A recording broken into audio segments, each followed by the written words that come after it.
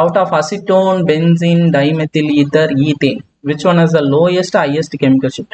Highest chemical shift வந்து கண்டிப்பா பென்சீனுக்கு தான் இருக்கும். ஏன்னா ஆல்டிஹைடு வந்துன்னா பென்சீனோட ஆல்டிஹைடுக்கு இந்த டெல் வேல்யூ வந்து அதிகமாக இருக்கும்னு சொல்லலாம். பட் அசிட்டோனை கம்பேர் பண்ண சொல்ல பென்சீனுக்கு தான் ஹையஸ்ட் வேல்யூ இருக்கும். ஹையஸ்ட் வேல்யூ பென்சீன் இருக்கிற மாதிரி எந்தெந்த ஆப்ஷன் வருது? இதில் வருது, இதில் வருது, இதில் வருது. அப்படின்னா லோயஸ்ட் ஆப்ஷன் எது நம்ம பார்த்தோம். ஒரு சில நேரத்தில் இந்த மாதிரி பென்சீன் ஒரே ஒரு ஆப்ஷன் இருந்துன்னு வச்சுக்கோங்க, அதை டிக் பண்ணிட்டு போயிடலாம். ஸோ இருக்கிறதுல லோயஸ்ட் ஆப்ஷன் யாருக்கு வருவாங்க பாருங்க. அசிட்டோன் இருக்கு, C டபுள் பாண்ட் O இருக்கு. So CH3COCH3. இந்த CH3க்கு நீங்க என்ன மாதிரி எடுத்தீங்க அப்படின்னா C double bond O electron withdrawing குரூப்ஸோட அட்டாச் ஆயிருக்கிறதுனால நமக்கு வந்து பாத்தீங்கன்னா நமக்கு CH3 1.33ல வரதுக்கு பதிலாக நகர்ந்து இந்த பக்கம் டி ஷீல்டிங்காக வரும். ஓகே, இந்த டைமெத்தில் ஈத்தர் பாருங்க. டைமெத்தில் ஈத்தர்னா CH3 CH2O CH2 CH3. இந்த குரூப்புக்கு அகைன் நீங்கள் எடுத்தீங்கன்னா ஆக்சிஜன் அட்டாச் ஆகிறதுனால நமக்கு வந்து CH3 இந்த டெல் வேல்யூ 1.33 நகர்த்தி இந்த பக்கம் தான் வரும். ஈத்தேன் பாருங்க. ஈத்தேன்னா CH3 CH3. இதில் எந்த எலக்ட்ரான் வித்ராயிங் டொனேட்டிங் குரூப் இல்லை. இதுக்கு தனித்தனியாக எடுத்தீங்க அப்படின்னா இது மொத்தம் சேர்த்து ஒரே பீக்காக வரும். 6 ஹைட்ரஜனுக்கும் சேர்த்து ஒரு பீக் வரும். ஸோ அந்த ஒரு பீக் அந்த 1.33 ரேஞ்சுக்குள்ளேயே தான் கிடைக்கும். ஏன்னா எந்த ஷீல்டிங் எஃபெக்டும் இதில் இல்லை. ஆஸ் யூஷுவல் நம்ம கிடைக்கிற இடத்துல தான் கிடைக்கும். அப்படின்னா லோயஸ்ட் வேல்யூ வந்து ஈத்தேனுக்கு கிடைக்கும், ஹையஸ்ட் வேல்யூ பென்சீனுக்கு கிடைக்கும். Option B. So question number 18, microwave spectrum of a molecule yields 3 rotational constant. 3 rotational constant yield பண்ணுது அப்படின்னா என்ன மீனிங்னா IA, IB, IC இது எல்லாமே not equal to 2 rotational constant yield பண்ணுது அப்படின்னா வந்து பார்த்தீங்கன்னா எதனா 2 ஈக்குவல்ட்டா இருக்கும், மூணாவது வந்து not equal to இருக்கும். ஸோ இந்த கண்டிஷன் 3 rotational constant yield பண்ணுது அப்படின்னு வந்து பார்த்தீங்கன்னா மூணுமே தனித்தனி வேல்யூஸாக இருக்கு. So IA, IB, IC not equal to momentum of inertia அப்படின்னு சொல்லுவாங்க. 3 rotational constant நமக்கு கிடைக்குது அப்படின்னா இதுதான் கண்டிஷன் நமக்கு கிடைக்கும்.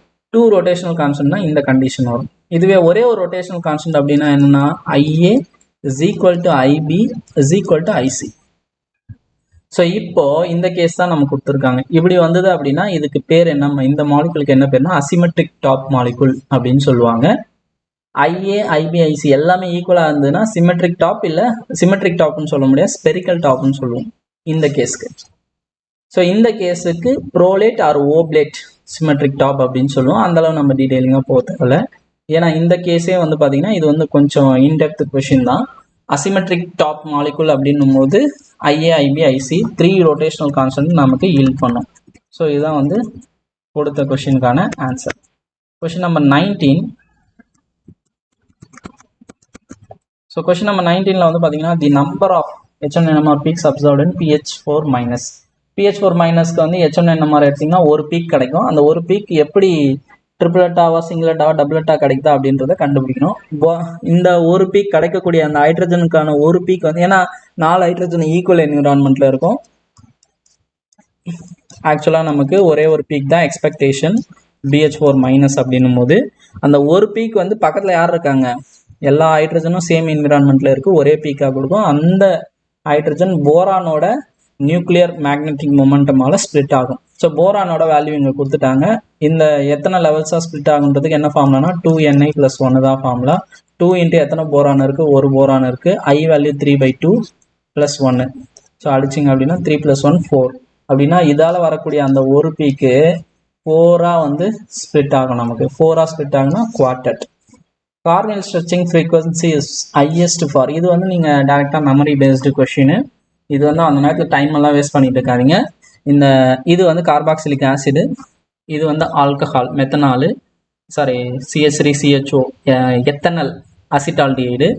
அதே மாதிரி இது வந்து பார்த்தீங்கன்னா அசிட்டைல் குளோரைடு, இது அசிட்டமைட். இந்த 4 ஐஆர் ஸ்ட்ரெச்சிங் ஃப்ரீக்வன்சி வேல்யூ எழுதி வச்சுக்கோங்க. இந்த 4ல் யாருக்கு வந்து ஸ்ட்ரெச்சிங் ஃப்ரீக்வன்சி அதிகமாக இருக்கும் அப்படின்னு பார்த்தீங்கன்னா கார்பன் டபுள் பாண்ட் ரொம்ப டிஸ்டர்பன்ஸ் இல்லாத இடத்துல அதிகமாக இருக்கும். கார்பன் டபுள் பாண்ட் சிங்கிள் பாண்டாக மாறுச்சு அப்படின்னா ஸ்ட்ரெச்சிங் ஃப்ரீக்வன்சி கம்மியாக இருக்கும், எனர்ஜி கம்மியாக இருக்கும். இங்கெல்லாம் வந்து இந்த பிரச்சனை இருக்குது. ஏன் இந்த பிரச்சனை இருக்குது அப்படின்னு வந்து பார்த்தீங்கன்னா இந்த ஆக்சிஜனில் இருக்க எலக்ட்ரான் இப்படி கொடுக்கும், இது இப்படி போகும், இது டிஸ்டர்ப் ஆகும். இதில் பெருசாக டிஸ்டர்பன்ஸ் கிடையாது. இதில் வந்து பார்த்தீங்கன்னா இது திரும்ப இந்த மாதிரி நடக்கிறதுக்கான பாசிபிலிட்டிஸ் இருக்குது. ஸோ இது எல்லாமே வந்து பார்த்தீங்கன்னா ஸ்ட்ரெச்சிங் ஃப்ரீக்வன்சி நம்ம எக்ஸ்பெக்ட் பண்ணதை விட கம்மியாக இருக்கும், இதுலேயும் குறைவாக இருக்கும். இதில் குளோரின் வந்து பார்த்தீங்கன்னா இந்த எலக்ட்ரான்ஸ் கொடுக்குற அளவு குளோரின் கொடுக்காது, பிடிச்சி இழுக்கிறதுக்கு தான் பார்க்கும். ஸோ இதுக்கு தான் ஸ்ட்ரெச்சிங் ஃப்ரீக்வன்சி இருக்கிறதுலே நமக்கு அதிகமாக இருக்கும். So this is what stretching frequency. இது டைரக்ட் கொஷின் எக்ஸ்பெக்ட் பண்ணலாம், மெமரி பேஸ்டு கொஷின் நான் வச்சுக்கோங்க.